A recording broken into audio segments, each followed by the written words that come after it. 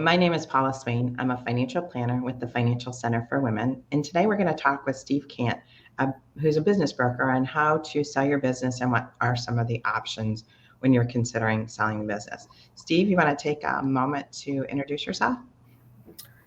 Thanks, Paula.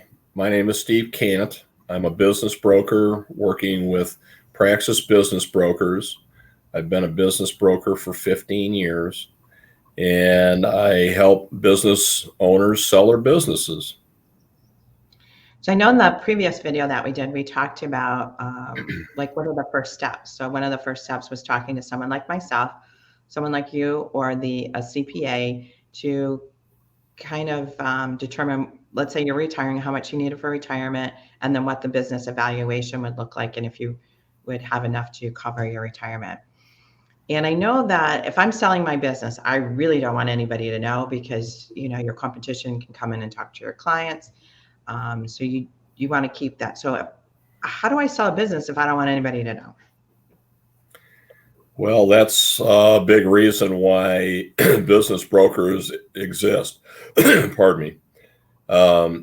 We sell businesses confidentially, and that's better accomplished through a third party rather than trying to do it yourself. It's pretty hard to field calls from prospective buyers without your employees beginning to get suspicious. Right. So people will hire us to do that.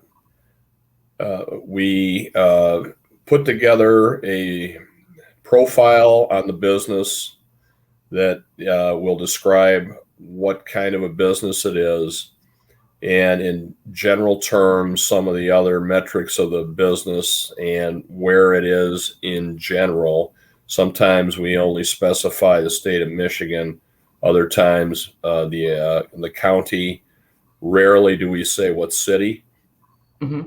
We will post this on a business for sale website, several of them actually, and in order for anyone to receive any information, they have to fill out a non-disclosure agreement, which has, has legal teeth.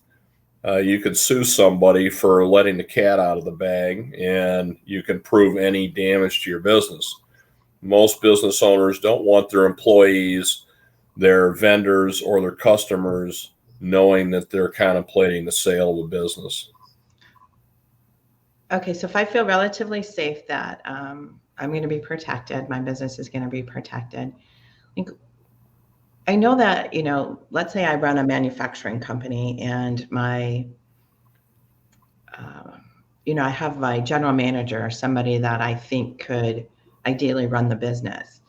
I mean, is that is that an option? I mean, how do you sell it? Okay.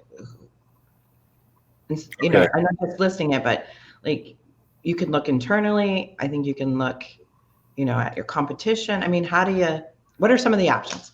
Okay. Not coming out of my mouth, right? But you get it. Okay. So if you have someone in the business that you trust to not say anything to anybody, and you at least have some idea that they aspire to owning the business, then yes, you can approach them. It's not uncommon to do that. Most times the target doesn't have the financial means to purchase a business. However, okay, wait. You use the word target. What does that mean, target? Target being the target employee. Okay. Yeah. Okay. So in your example, the general manager. Okay. You're not going to go to someone that works on the shop floor and say, "Hey, do you want to buy the business there, Jimmy?" You would be talking to someone in management in your own company that presumably you have a long-term relationship with, and you know something about their personal situation and their aspirations. But what if they don't have cash? I mean, how do you potentially, if they don't have the money to buy a business, I mean, if the business is worth $1 million, your general manager might not have, $1 million on hand. The truth is almost nobody has $1 million to put into the purchase of a business. The Small Business Administration is in business to fund the purchase of small businesses and real estate. The typical SBA transaction will require the buyer to come up with 10% of the purchase price in cash, and the vast majority of the remainder of the purchase price will come from the SBA. So $100,000 is obviously much more achievable. If you have a general manager that's been making six figures for 10 years, they probably have that much saved. And then it's not a matter of do they have the financial wherewithal, it's do they wish to put that money at risk buying a business. So do most business owners,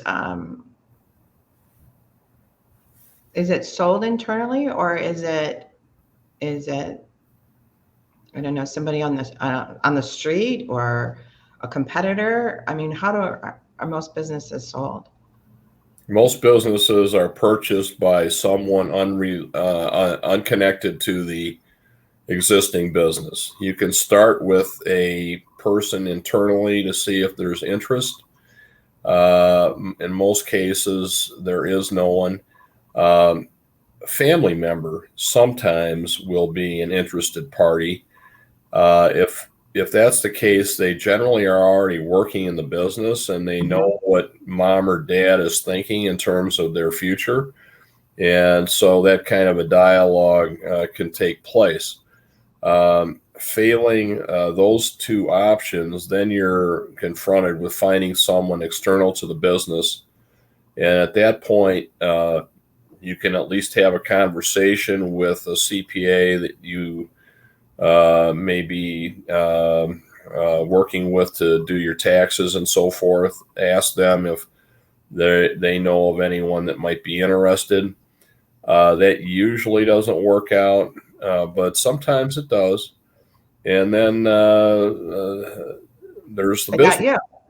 Yeah, then there's me. And so I guess I'm the last resort, so to speak. Well, I would think somebody would at least start a conversation with you, and to learn about all the stuff that you've been talking about, because most business owners don't know how to sell a business. They know how to run their business, but not how to find a buyer. That's true, and I'm all for educating buyers and sellers. And I will ask in my initial call with a seller, do you have someone internal to the business, or do you have a family member that might be a candidate? And so if the answer is no, then at that point we can move on to discussing how to sell it external to the business or the family.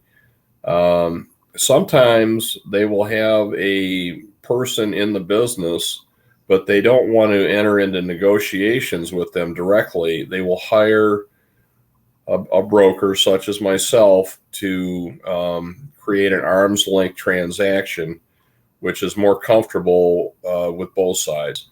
Oh, I would think so. I mean, you would. Just negotiating anything can be difficult with two people who know each other. So it's nice to have somebody else, reviewing the process and making sure it's done correctly. Right. I think. One of the benefits of a business broker is I'm there to take the emotion out of it. And so if I am the third party to both sides, that's exactly what happens. That's like me. I take the emotion out of investing, right? We take the emotion out. We make logical decisions versus emotional decisions. Exactly. Okay, thank you, Steve. That was very informative. If anybody has any questions, feel free to reach out to Steve or myself. Thanks again, Steve, for taking part today.